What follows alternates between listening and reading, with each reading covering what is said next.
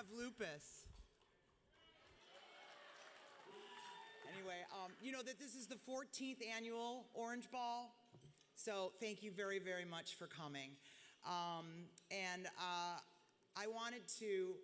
thought about this speech and I was like, what should I write about? Oh, is this funny? And then I started going, you know what? I think I'm going to share with them a few actual emails that I shared with my very close friends and family while I went through, well, the process you're about to hear about. So bear with me. October 5th, 2013. Sorry to write a group email, but I wanted to fill a few of you in on what's been going on with me. Over the course of July, I began to notice a rapid decline in my physical strength. It's become impossible for me to walk a block without resting. I'm like an old lady on a stoop. Stairs are impossible. I take it one step at a time like a toddler. My legs fill up with lactic acid and my heart pounds out of my chest. My limbs feel like they weigh 300 pounds each and I can no longer lift my purse and my head has now become too heavy for my own neck to hold up.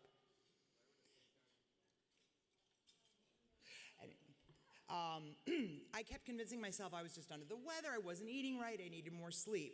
Anyway, I finally decided to visit my internist, and he was panicked because my white blood cell count was super low. So he sent me to a hematologist, who then just said that I had anaplasma, which is a tick-borne illness, and so I got on antibiotics. Yay.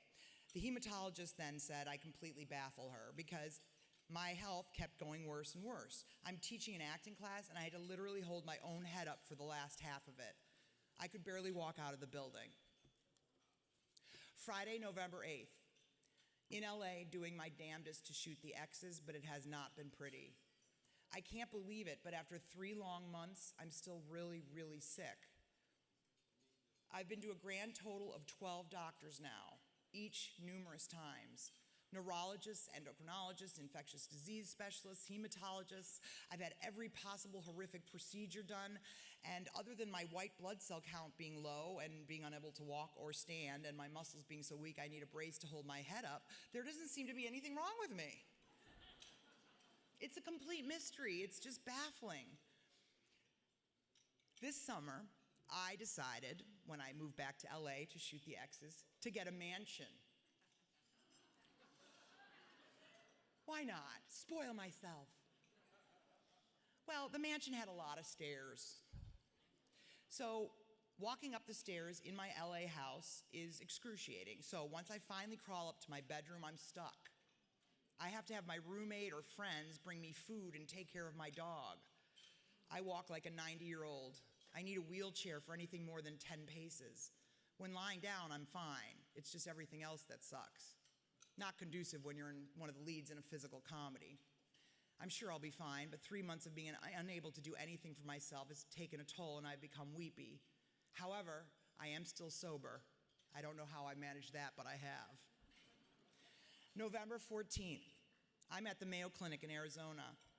I never would have thought this before, but being pushed around in a wheelchair everywhere actually kind of sucks. I mean, you'd think it would be cool, right? Just sitting everywhere, but there are just no positives. Airport is more mortifying. How about hitting a curb? That's fun. Ooh, going through a door? Hilarious, especially when the door slams back on your knees. People discuss things about you, behind you and above you, as if your inability to walk has somehow spread to your ear canals. Which is why I finally understand why old people are constantly yelling, "What? What are you saying?"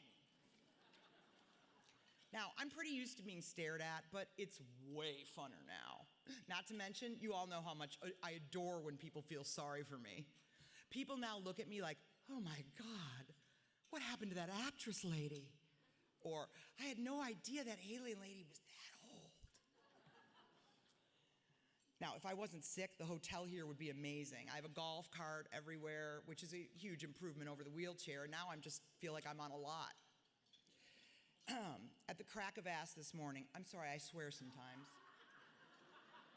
I apologize, because I swear.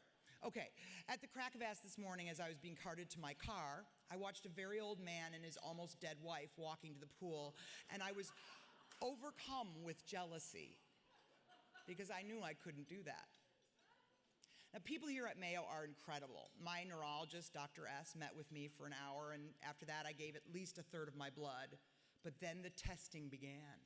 These tests included the old, hey, let's push a needle right into her muscle and then electric shock that muscle.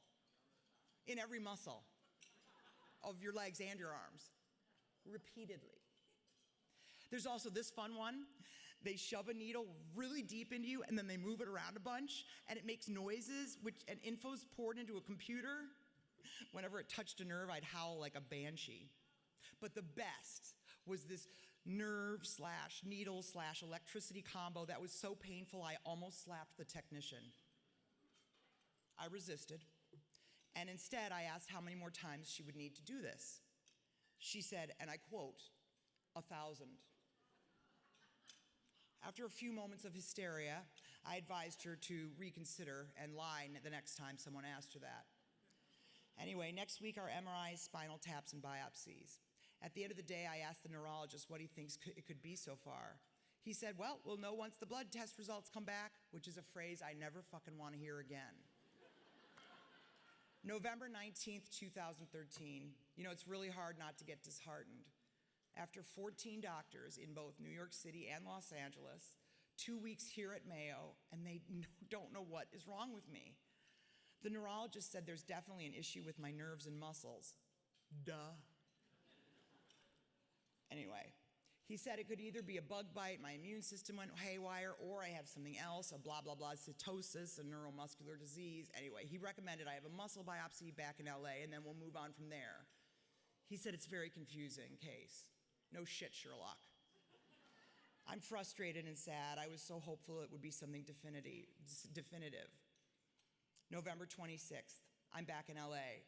I walked into the neurologist after 2 weeks at Mayo, hoping desperately he'd finally say, well, it was all worth it. We finally know what's wrong with you. He did not. Instead, he looked at me and said, Kristen, whatever's attacking your muscles and nerves, I think you may need to accept the possibility that the damage is permanent. You might need to feel like this the rest of your life. I thought he was kidding. He wasn't. I said, are you saying to me that I may never feel any different than I do right now? And he said, yes. I started to feel faint. Wait. Are you saying that at age 46, I could be basically bedridden for the rest of my life? Yes, it's a possibility. I'm sorry. Now, because I'm an adult, mature lady of class, I burst into tears and yelled at him, you dick! Don't you ever say that to me. Don't you dare remove my hope. I have done everything you all have told me to do. You're a doctor. You are supposed to make me feel better now. I want to feel better now. As if a tantrum could somehow force a diagnosis out of him. I could tell he felt just terrible. He had such a heavy heart. He admitted, look, Kristen, I've never seen anything like this in all my years as a neurologist, and I'm old. I finally accepted that none of these doctors had the slightest clue as how to fix me. And then he repeated the same words the hematologist said to me in New York those long months ago.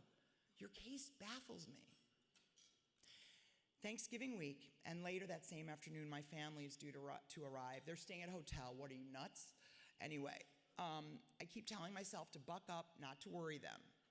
So my mom and my sister take one look at me, at the sobbing mess on the bed, and their mouths drop open because the girl they knew no longer exists.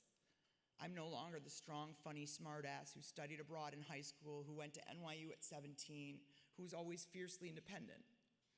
She's now a bedridden disaster who needs people to do almost everything for her and can barely dress or feed herself.